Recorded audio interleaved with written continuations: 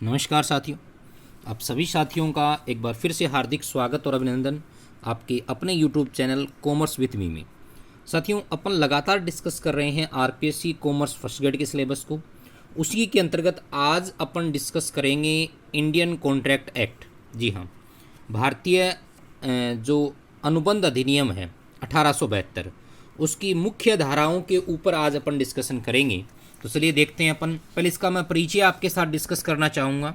सबसे पहली बात, भारतीय अनुबंध अधिनियम 1872 है, वो पारित होता है 25 अप्रैल सन 1872 को। 25 अप्रैल सन 1872 को पारित होता है और लागू होता है वो 1 सितंबर 1872 को। ध्यान दीजिएगा, उस समय ये लागू हुआ था तो जम्मू कश्मीर को छोड़कर के संपूर्ण भारत में ये लागू हुआ था। वर्तमान समय में ये जम्मू कश्मीर सहित संपूर्ण भारत में लागू है। क्लियर। मूल अधिनियम में कुल 266 धाराएं और कुल अध्याय थे 11 अध्याय और 266 धाराएं थी। लेकिन वर्तमान समय में जो इंडियन कॉन्ट्रैक्ट एक्ट है उसमें 1 से लेकर के 6 तो अध्याय हैं, यानी 6 अध्याय और कुल मिलाकर के 75 धाराएं हैं। कितनी धाराएं हैं साथियों? 75 यानी 75 धाराएं हैं। और आपको पता भी है कि अपने सिलेबस में भी कितनी है, 75 सेक्शंस ही दिए गए हैं। अनुबंध जो शब्द है, इस शब्द की उत्पत्ति लैटिन भाषा की, क्योंकि इसको इंग्लिश में अपन कॉन्ट्रैक्ट कहते हैं।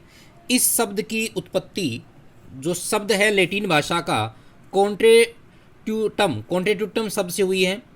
कॉन्ट्रेट्यूटम शब्द से हुई है जिसका अर्थ होता है आपस में मिलना। स्पेलिंग देख लीजिएगा, CONTRAUTAM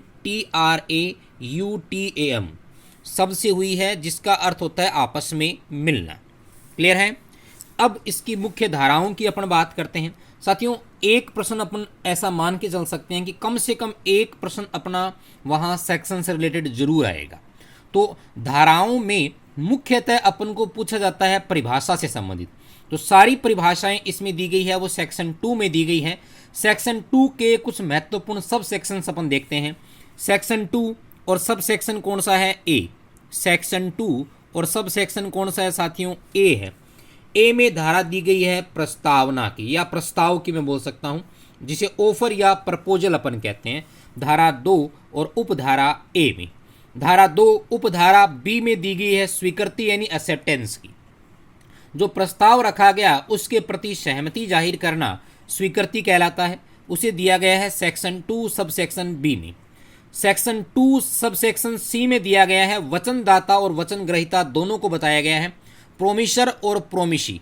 प्रोमिशर वो होता है जो वचन देता है, प्रोमिशी वो होता है जो वचन ग्रहित करता है। डी 2D महत्वपूर्ण है, प्रतिफल के बारे में बताया गया है, कंसिडरेशन के बारे में बताया गया है, जिसको सिंपल शब्दों में अपन समझ सकते हैं कुछ के बदले कुछ, यानी बदले में कुछ ना कुछ हो, उसे अपन क्या कहते हैं? प्रतिफल कहते हैं। धारा 2 उपधारा E section 2 sub section E समझौता एग्रीमेंट। एग्रीमेंट का मतलब जहां प्रस्ताव हो और स्वीकृति हो, वो साथियों क्या होता है? एग्रीमेंट होता है। नेक्स्ट 2F में बताया गया है प्रत्यावर्ती वचन।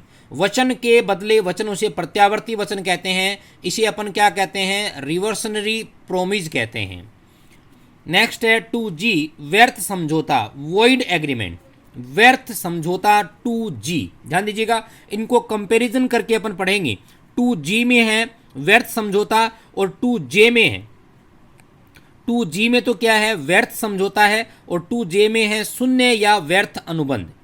शून्य या व्यर्थ अनुबंध। तो व्यर्थ अनुबंध एग्रीमेंट अगर है, सॉरी कॉन्ट्रैक्ट अगर आपको पूछ ले व्यर्थ कॉन्ट्रैक्ट कहाँ है, यानी वॉइड कॉन्ट्रैक्ट कहाँ है, तो 2J में।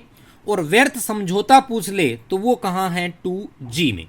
उसके बाद 2H में क्या है? वैध अनुबंध वॉइड, जो वैलिड कॉन्ट्रैक्ट है, जो कि मूल अपना परिभाषा में भी है। अपन चैप्टर भी क्या पढ़ रहे हैं? कॉन्ट्रैक्ट पढ़ रहे हैं, तो उस कॉन्ट्रैक्ट की परिभाषा दी गई है 2H में। उसके बाद मैं बात करूं 2I में दिया गया है व्यर्थनीय यानी शून्य करणीय अनुबंध, जिसे वॉइडेबल कॉन्ट्रैक्ट कहते हैं। 2J में मैंने आपको भी बताया शून्य या व्यर्थ अनुबंध इसमें शामिल करते हैं, जिसको अपन बोलते हैं वॉइड कॉन्ट्रैक्ट के नाम से। तो मैं एक बार फिर इसको रिपीट कर रहा हूं।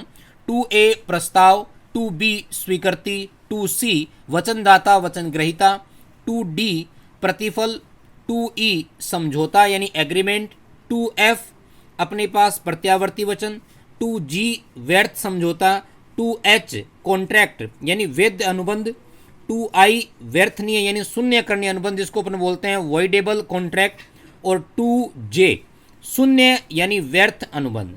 ये थी साथियों आज की अपनी क्लास जिसमें अपन ने बात की ऐसे महत्वपूर्ण तथ्यों की जिनके बारे में धाराओं से संबंधित प्रश्न अपन से पूछे जा सकते हैं भारतीय अनुबंध अधिनियम 1872 के अनुसार। अपना प्रयास यही रहेगा कि आपको बेस्ट से बेस्ट कंटेंट प्रदान किया जाए। धन्यवाद।